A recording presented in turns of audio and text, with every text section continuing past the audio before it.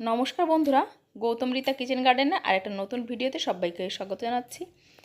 গরমকালে বাগানে যদি মাধবীলতা না ফোটে তাহলে গরমকালটা আর গরমকালটা বলে মনে হয় না। তো দেখো আমার বাগানে এত সুন্দর ফুল ফুটেছে, আর এইটা হচ্ছে আমার ঘরের সামনেটা। তো যাই হোক, আমি এখন দেখো তোমাদের সঙ্গে শেয়ার করছি আমার লাউ গাছে কিন্তু এই যে আর কি লাউ ধরতে শুরু করে দিয়েছে, আর দু একদিনের মধ্যেই কিন্তু লাউগুলো আশা করছি বেশ বড় হয়ে যাবে। তো লাউ গাছটা কিন্তু কদিনের মধ্যে বেশ ঝোপালো হয়ে গেছে, আর লাউ গাছটা আমার ছাদের অনেকটা জায়গা দখল করে নিয়েছে।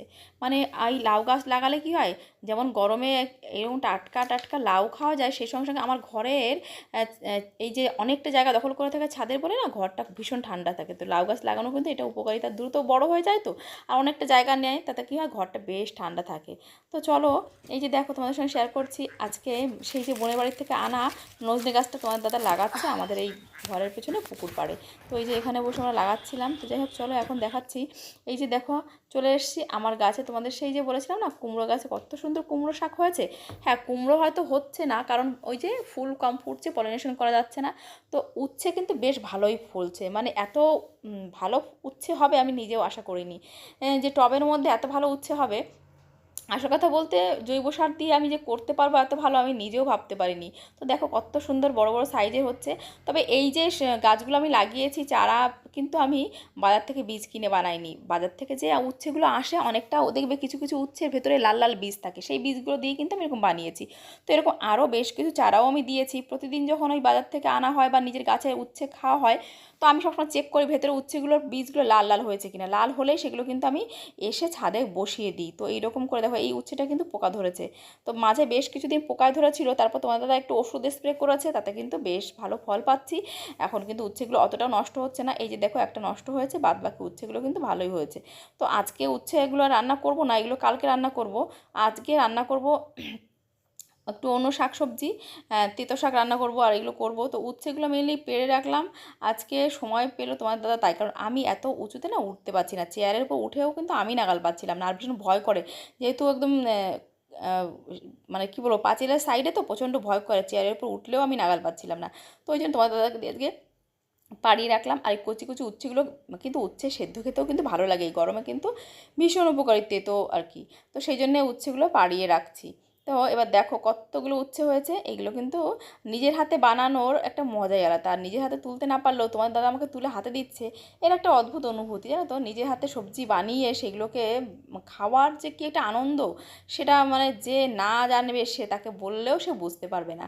তো যারা আমরা বাগান করতে ভালোবাসি তারা কিন্তু জানি যে কি অপূর্ব একটা অপার্থিব মানে আনন্দ আর ভালো লাগা কাজ করে। তো বাগানের এই যে দেখছো প্লাস্টিকের ক্যারেটটা কিন্তু ইঁদুরে খুঁড়ে দিয়েছে আর মাটি করে সুড়ঙ্গ করে ফেলেছে।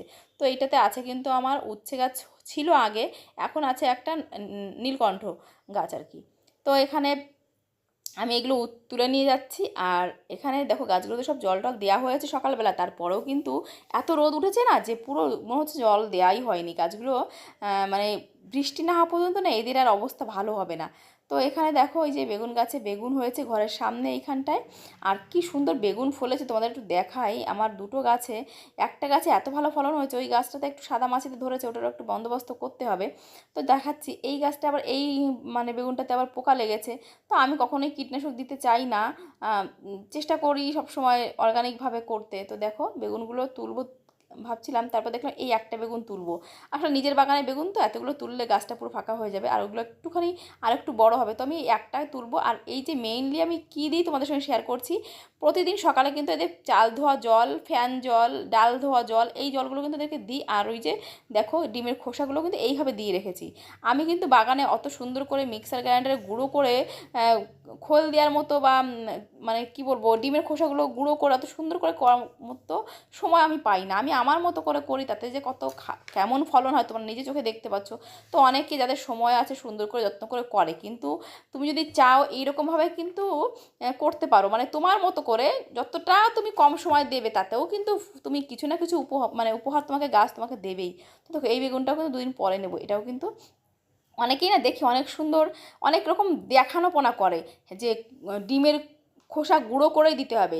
হ্যাঁ, গুঁড়ো করে দিলে হয়তো ইনস্ট্যান্ট ফল পাওয়া যায়, কিন্তু তুমি যদি চাও ওটা কিন্তু এভাবে দিয়ে দিতে পারো। অনেক সময় হাত দিয়ে ক্রাশ করে মাটিতে মিশিয়ে দিলেও কিন্তু তাতে কাজ হয়, কাজ যে হয় না এমনটা না। তবে ভালো হয়, কিন্তু ভালো করার মতো সময়ও সবার থাকে না। তবে আমার মাধবীলতা গাছটার কথা না বললেই নয়, এই গাছটা কিন্তু বেশ সুন্দর ঝোপালো হয়েছে আর ফুল ফুটতে শুরু করেছে। ছাদে তো দেখার মতো অবস্থা, দেখতেই পেলে তোমরা প্রথমেই যে কত ভালো ফুল হয়েছে। তো গাছটা এখান থেকে উঠিয়েছি ছাদে, আর এখানে এই যে একটু বেঁধে দেওয়া হচ্ছে, কারণ এখানে একটা বাঁশ বাঁধা ছিল, সেই বাঁশটা না ভেঙে গিয়ে কাত হয়ে পড়ছিল গাছটাকে। তো ওই জন্য তোমার দাদাকে দিয়ে একটু ভালো করে বাঁধিয়ে নিলাম। এই যে ওপরটায় দেখো, এইগুলো তো আমার পক্ষে করা সম্ভব নয়। তো বাগান করা কিন্তু খুব একটা চারটিখানি সোজা কথা নয়। তো এর পেছনে একটু একটু পরিশ্রমও আছে, তাই না? একটু সময় দিতে হয়, এবং কারো কিন্তু বাড়ির কিন্তু কর্তামশাইয়ের সাপোর্টটাও কিন্তু লাগে। তো দেখো এই যে খুঁটিগুলো পুঁতে দিচ্ছে তোমার দাদা, আর মেয়েকে বললাম তুই ধরে রাখ। তো বাগান করা কিন্তু যতটা সহজ আমরা ভাবি অতটা সহজও নয়, একটু খাটনির ব্যাপার আছে। তো বাড়ির সামনে যদি এরকম একটা মাধবীলতা গাছ থাকে, তাহলে না দিনটা কত ভালো যায়। আর এখানে দেখো এই যে মায়ের কাছ থেকে সেই চাল কুমড়ো গাছ এনে এখানে লাগিয়েছি, এই মাধবীলতার ভেতর দিয়ে এরা উঠে যাবে ওপরে। তাতে কিন্তু দেখতে অতটা খারাপও লাগবে না, ঘরের সামনে লাগালেও কিন্তু অতটা দৃষ্টিকটু হবে না। তো এখন দেখো এই যে চলে এসেছি, তোমাদের দেখাচ্ছি কত সুন্দর ফুল ফুটেছে, দেখতে পাচ্ছ তোমরা? এত সুন্দর যদি ফুল ফোটে আর চোখের সামনে যদি সবসময় ফুলগুলো দেখতে পাই, তাহলে কতটা ভালো থাকে, মনটা কিন্তু এমনিতেই ভালো হয়ে যায়। তো সেটাই তোমাদের সঙ্গে বলছি যে বাগান করার সুবিধা হচ্ছে সময়টাও কাটে, একাকিত্ব থাকে না, টাইম পাস করার কোনো ব্যাপার থাকে না, এমনিতেই টাইম পাস হয়ে যায়, তার সঙ্গে সঙ্গে কিন্তু মনটাও ভীষণ ভালো থাকে। তো ছাদে এই যে দেখো, আজকে চলে এসেছি এখানে লাউ শাক নেব। তো আগের দিন উচ্ছে নিয়েছি, আজকে দেখছি লাউ শাকগুলো না খেলেই নয়, এরা একদম কী বলো তো উপচে পড়ছে, এত মানে জায়গা পাচ্ছে না, অ্যাকচুয়াল কথা এরা জায়গা পাচ্ছে না, এত লম্বা লম্বা হয়ে গেছে। তো আমি দেখছি যে লাউ শাকটা ওইদিকে আছে, কুমড়ো গাছটা দিয়ে এই জায়গাটা দখল করে নেয়, আমি জামা কাপড়টা নাড়বো কোথায়? তো এই যে ডগাটা কাটলাম, কিন্তু এদেরকে ছাড়াতে গেলে দেখছি আমার উচ্ছে গাছটা 12টা বেজে যাবে। এখন কি করবো, এভাবে কেটে কেটে এদেরকে বার করতে হচ্ছে। আর দেখো উচ্ছে গাছটা চাপ হবে, তো আসলে নেটের ওই সাইডটা থেকে ওরা উঠেছে, তো আমি নেটের এই সাইডটা দিয়ে কাটলেও ওদেরকে মানে ঠিক মতো করে নিতে পারছি না। তারপর দেখলাম যে না, এভাবে করবো না, এইভাবে এই সাইডে যে কটা ডগা আছে সেই কটা ডগাকে আমি নেব। তবে কুমড়ো শাক খেতে কিন্তু আমার দারুণ লাগে, তোমাদের দাদাও ভীষণ পছন্দ করে।